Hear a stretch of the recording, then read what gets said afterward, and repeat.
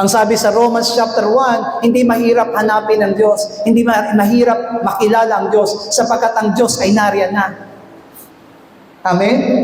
Hindi siya malayo.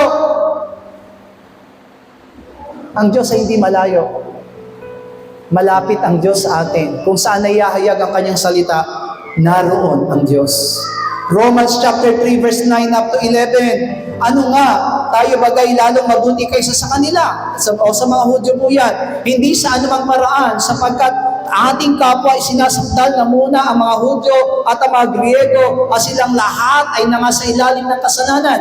Sabi doon, gaya ng nasusulat, walang matuwid, wala kahit isa, walang nakakatalastas, walang umahanap sa Diyos. All are unrighteous and all are incapable to God.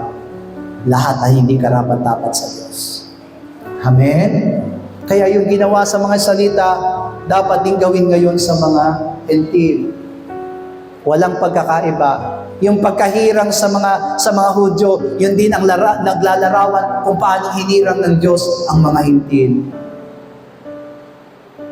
Church, lahat ng bagay nito ay nangyari dahil sa pangatlo. God is teaching us how to regard of receiving God's Word.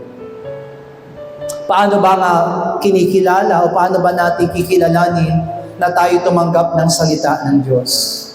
Both Jews and Greeks or Gentiles receive God's Word. Sabi nga doon sa verse 2, yung verse 2 na binasa natin sa talata natin, sabi doon, marami sa anumang paraan. At ang una sa lahat ay pinagkatiwala sa kanila ang mga aral ng Diyos. Jewish receive the law,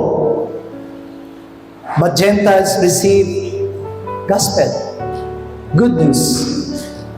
But both of them, amen po ba, whether it is a law or good news, it is the same. It is God's Word. Ito po ay parehong salita ng Diyos.